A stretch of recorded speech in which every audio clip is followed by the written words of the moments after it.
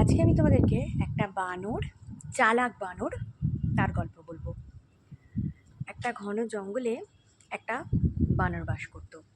সেখানে একটা আম গাছ ছিল। আম গাছটায় খুব মিষ্টি মিষ্টি আম হতো, আর বানর সেগুলো খেত, আনন্দ সহকারে খেত, খুব মজা পেত। আমগুলো সত্যিই খুব মিষ্টি ছিল।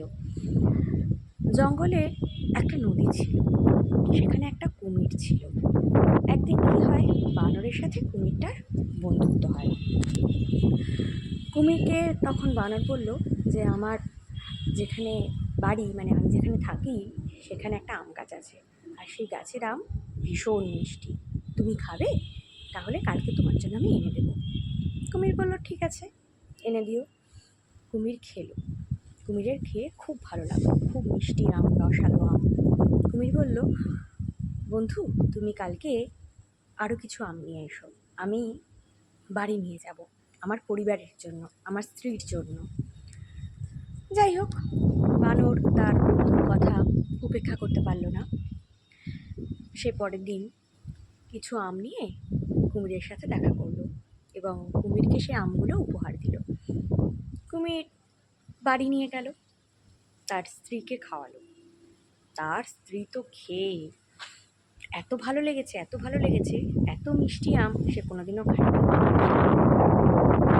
পরে সেই কুমিরের স্ত্রীর মনে লোভ জন্মালো। সে মনে মনে ভাবলো যে আমগুলো এত মিষ্টি, আর এত মিষ্টি আম এতদিন ধরে যে বানরটা খাচ্ছে, তার কলিজাটা কত মিষ্টি হবে। তার মনের ভেতর লোভ জন্মালো।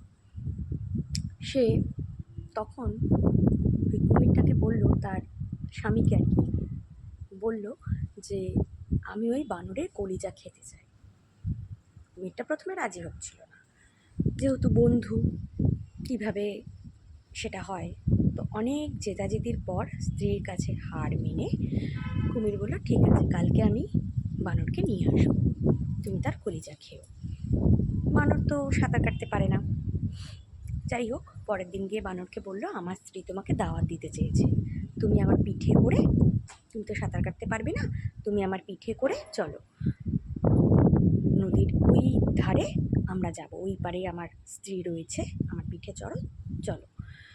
কিছুক্ষণ যেতে যেতে কুমিরের মনে একটা বন্ধুর প্রতি মানে ভালোবাসা জন্মালো। মানে সে কষ্ট পাচ্ছে, আবার স্ত্রীর কথাও ফেলতে পারছে না। তখন বন্ধুত্বের খাতিরে তার বিবেক দংশন হচ্ছিল আর কি, বিবেক দংশন হচ্ছিল। তো বন্ধুত্বের খাতিরে সে না সত্যি কথা বলে ফেলল। বানরটা প্রথমে না ভীষণ ভয় পেয়ে গেছিল, কিন্তু সে একটা বুদ্ধি বার করল। সে বলল যে তুমি আমাকে আগে বলবে তো। হেসে বলল, ভয় তো পেয়েছে সে,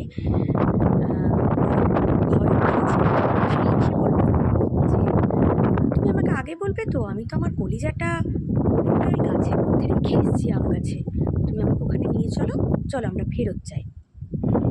এই বলে কুমির তো বোকা, কুমিরকে আবার ওই পারে নিয়ে গেল, মানে যে পারে বানরটা থাকতো।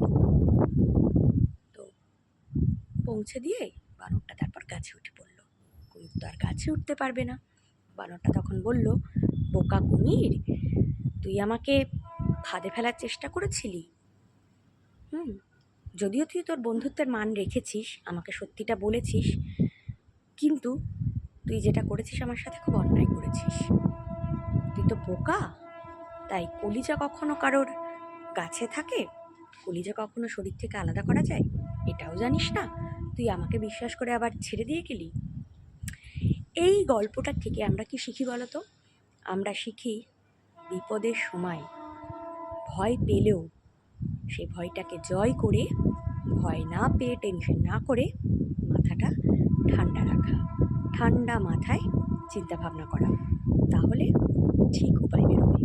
মাথা ঠান্ডা রেখে যদি আমরা ভাবনা চিন্তা করি, তাহলে একটা না একটা উপায় ঠিকই বেরোবে। গল্পটা ভালো লাগলে লাইক করবেন, কমেন্ট করবেন, কমেন্টে জানাবেন কেমন লাগলো। ভালো লাগলে চ্যানেলটাকে সাবস্ক্রাইব করবেন। রাধে রাধে।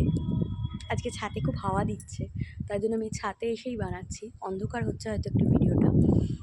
মানে ছাদে একটু লাইটটা কম আছে। যাই হোক, ভালো থাকবেন সকলে।